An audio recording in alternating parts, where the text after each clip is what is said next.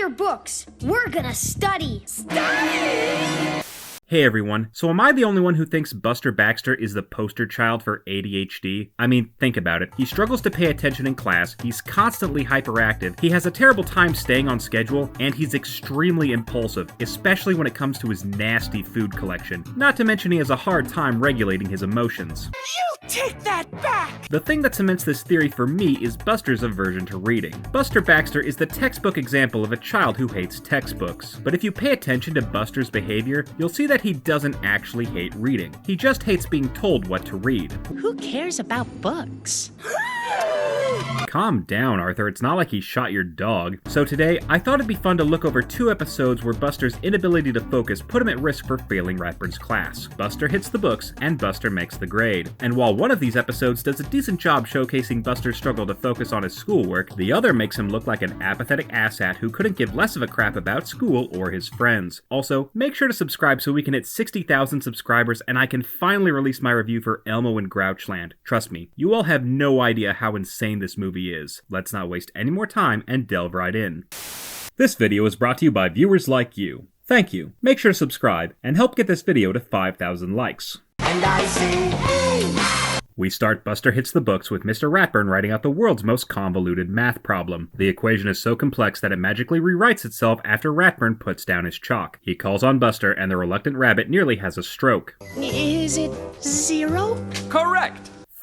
You. Seriously, if it was 0 the whole time, why'd you bother writing out all that crap? By the way, I tried solving that first problem he wrote out, and the answer's completely different depending on how you do order of operations. Goddamn public school. Mr. Ratburn reminds the kids that their book reports are due the next day. The brain is doing his report about a book on magnets, like a fucking nerd, while Fern is covering the case of the creaky shadow. Though I'm not sure what's so spooky about an oil can. At least I hope it's an oil can. Buster plans to do his report the same way he does all his reports, by staying up till 2 a.m. watching Chiller on cable. The next morning, we see Arthur is tired from staying up late to finish his report. Jesus, were you holding the pencil with your teeth? Buster reveals he finished his report with enough time left over to make a fancy little cover page. Arthur quickly realizes that Buster didn't write his report on an actual book. What was your first clue? Buster explains this is how he writes all his book reports, cause I guess Mr. Ratburn doesn't vet his students' book choices ahead of time. Buster is horrified to learn that not all movies are based on books. Wait, are you shitting me? Are you telling me Barney's Great Adventure isn't a book? Is the Minecraft movie not a book? Buster thinks maybe his dad can fly him out of the country once he gets back with the milk and cigarettes. Buster decides to tell Mr. Ratburn the truth before school so he can avoid being humiliated in front of the whole class. It's a far, far better thing I do than it would be to cry and run home. Ratburn gives Buster until the end of the week to write a new report. So problem solved, right? Wrong. It turns out Buster has never finished a whole book in his entire life, and his friends are rightfully stunned how someone so stupid could make it this far in life without wandering into oncoming traffic. What about the scare your pants off books we all read? I watched the TV show. Oh, you suck. You're lucky I don't get King Newsme to kick your ass. So now that we know what's at stake if Buster doesn't do his report, let's see how this compares to the setup for Buster Makes the Grade, which I'm totally sure won't make him look like a brain-dead twat.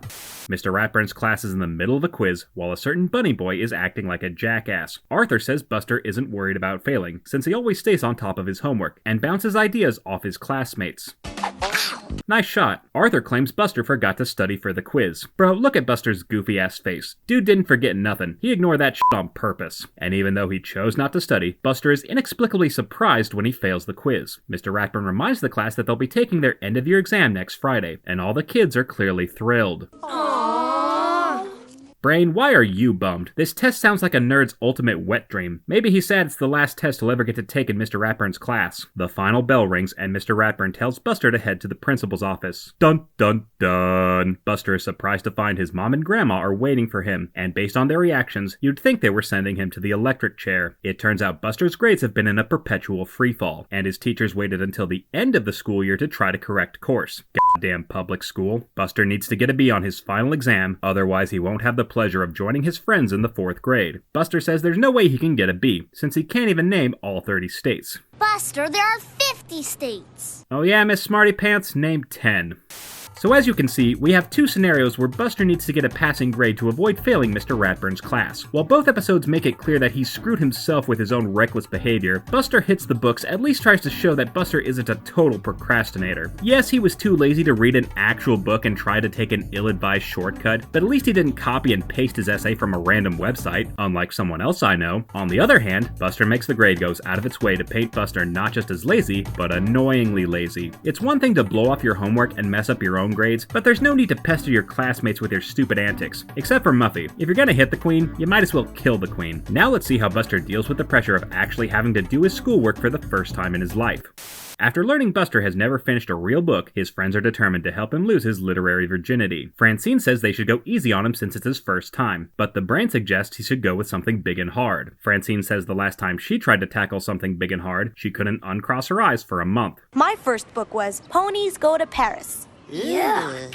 Ugh. Paris. The kids argue over which book to choose, while Sue Ellen stands awkwardly in the background trying to join in on the conversation. That was my grade school experience in a nutshell. Arthur suggests Buster try reading an actual Scare Your Pants Off Club book, which he magically pulls out of thin air. And here's where I gotta call bullcrap. Speaking from personal experience, there's no way Mr. Ratburn would have let him write about a book like this. I don't know about you all, but I wasn't allowed to write book reports on Goosebumps because my teacher said they didn't count as real books. But like, how are you gonna say these aren't real books? They got words in them, don't they? The next day, Buster sheepishly admits he couldn't make it past the first page. Oh come on, I'm sure it can't be worse than Monster Blood 4. Buster next tries to read a version of Charlie and the Chocolate Factory with slightly less racist caricatures. Do you have a shoe factory? I'm starving. I know he says Soup Factory, but I swear it sounds like he's saying Shoe Factory. For years, I just thought he wanted to gnaw on a pair of loafers. Buster finds doll too dull, and gives up reading before the annoying kids get killed off one by one, which I think we can all agree is the best part of the book. Arthur and Francine call up Buster for ditching them to go to the Sugar Bowl. Buster's friends refuse to give up on this lost cause, and next try to have him read Happy Hollisters, which reads like the Hardy Boys if they really leaned into the incestuous implications. Buster says nuts to that, as he'd rather watch himself watch TV. On TV, Arthur tries dumbing things down even further by begging Buster to read a Dr. Seuss book. A car with no driver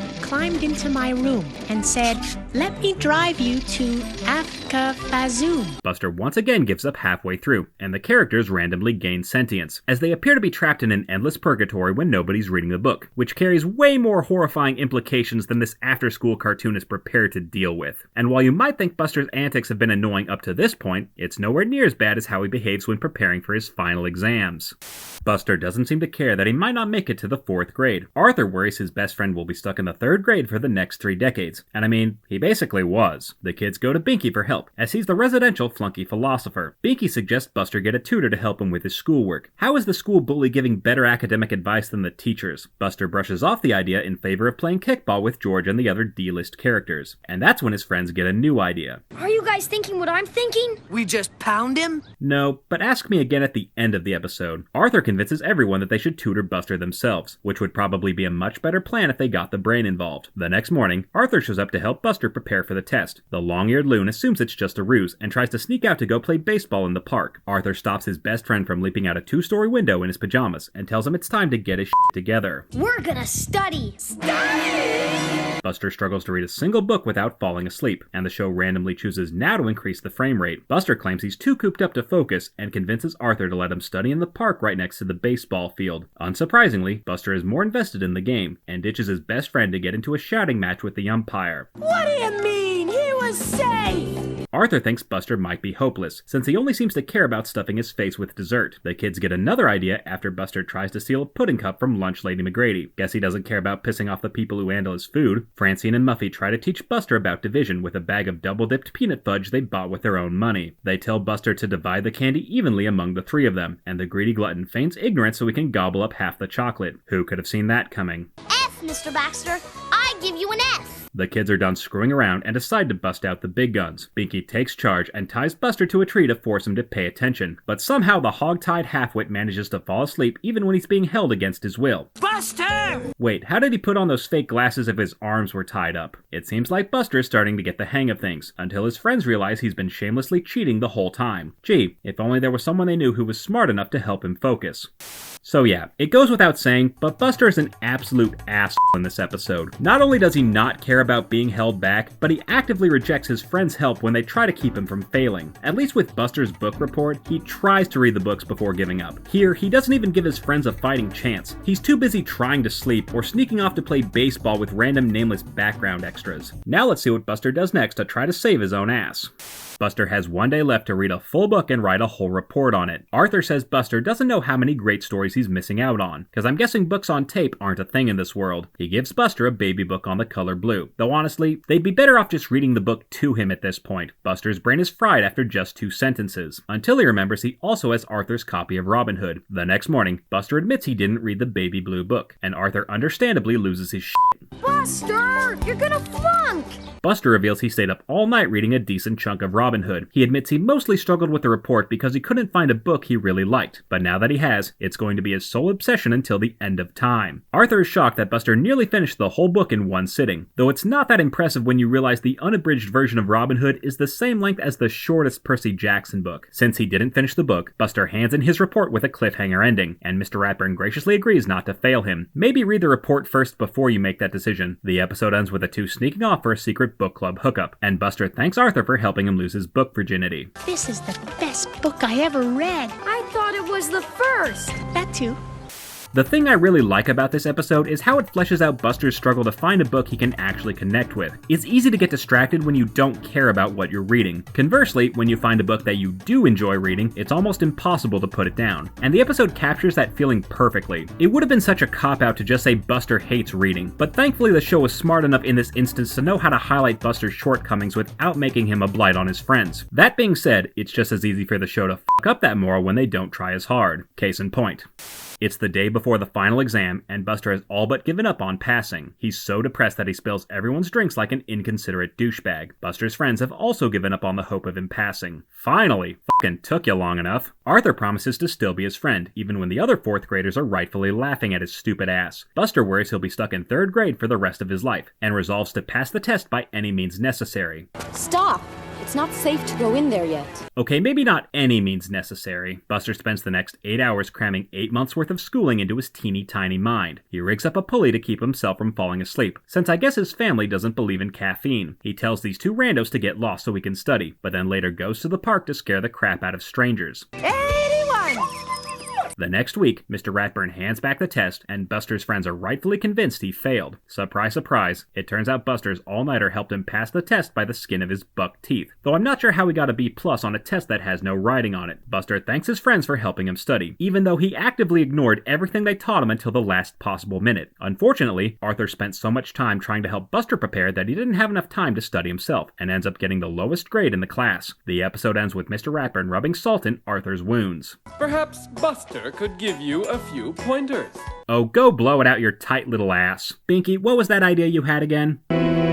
Let's review. Buster spent most of his 3rd grade year goofing off, and was somehow surprised to find out he was failing. When threatened with the possibility of having to repeat the 3rd grade, Buster acted like it was no big deal and didn't even bother to try to crack a book. When his friends tried to help him study, he did everything he could to make them miserable, ensuring that they'll never do anything nice for him ever again. He waited until the last possible minute to give a crap about his grades, and decided to pull an all-nighter in a last-ditch effort to save his own ass. And even though his plan ultimately worked in the short term, there's no way Buster will get that lucky the next time his grades start to slip, because unless he makes a long-term commitment to improving his academic career, he's just going to get caught in the same cycle of waiting to care until it's almost too late. And eventually his friends will get tired of trying to save him and find some other kid to be the class clown of their friend group. F you, Buster Baxter. Thanks for watching, everyone. Let me know in the comments which cartoon brat you want me to tear into next. If there's a specific episode you want me to cover, consider becoming one of my top tier patrons to commission a review for my channel. Thanks again for watching, and I'll see you all next time. And I say, hey, what a wonderful kind of day. If you could learn to work and play and get along with each other. Who cares about books?